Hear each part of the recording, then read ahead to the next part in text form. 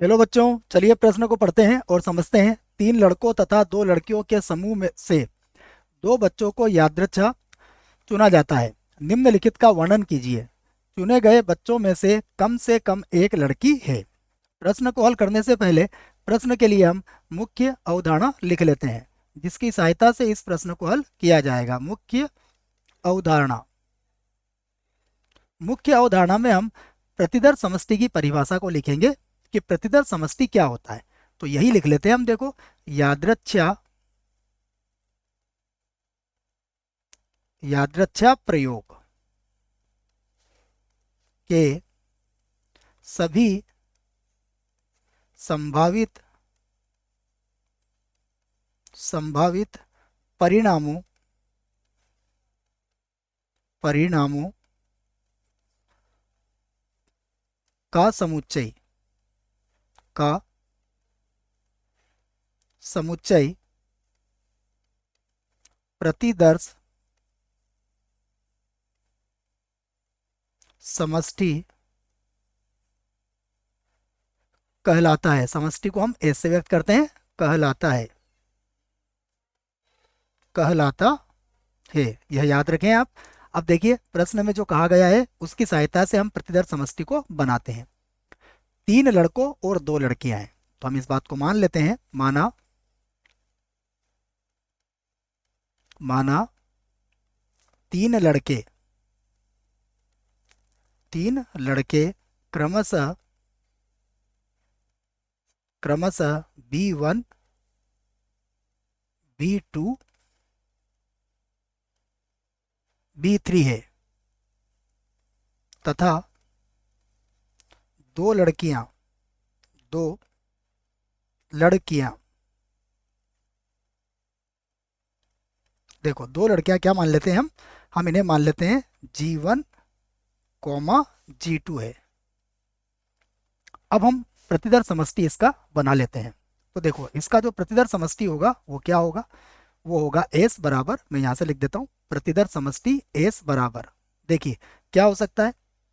B1 B2, या फिर B1 B3, या फिर B1 G1, या फिर होगा B1 G2। ये स्थितियां संभव है। B1 B2 B1 B3 और उसके बाद B1 G1 और B1 G2। अब देखिए, B2 के साथ भी ये स्थितियां बन सकती है।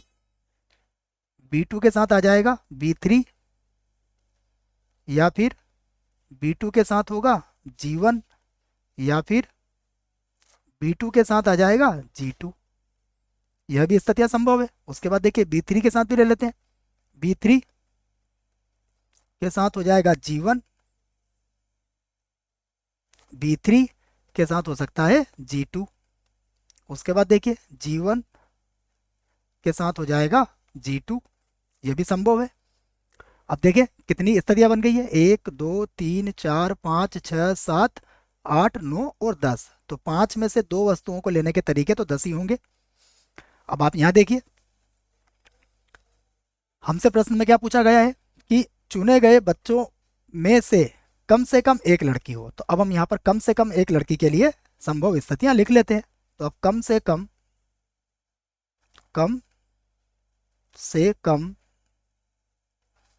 एक लड़की एक लड़की।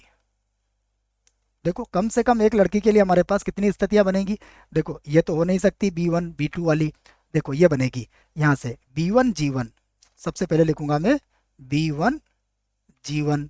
उसके बाद B1 G2 भी हो सकता है, B1 G2। उसके बाद B2 G1 हो सकता है, B2 और G1। उसके बाद B2 G2 भी हो सकता है। देखो, B2 G2, क्योंकि यहाँ पर भी एक लड़की है।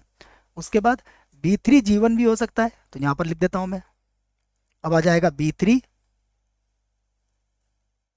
और G1, ये भी हो सकता है। उसके बाद देखिए, B3 G2 भी हो सकता है, तो कॉमा लगा के लिख देते हैं हम B3 G2। और कम से कम कहा गया है तो G1 G2 भी हो सकता है, G1 और G2 भी हो सकता है। देखो इन सभी स्थितियों में आपको एक लड़की कम से कम जरूर दिखेगी और दो लड़कियां भी हो सकती है। तो यही हमारे प्रश्न का उत्तर है। आशा करता हूँ आपको इस प्रश्न का उत्तर समझ में आया होगा। धन्यवाद।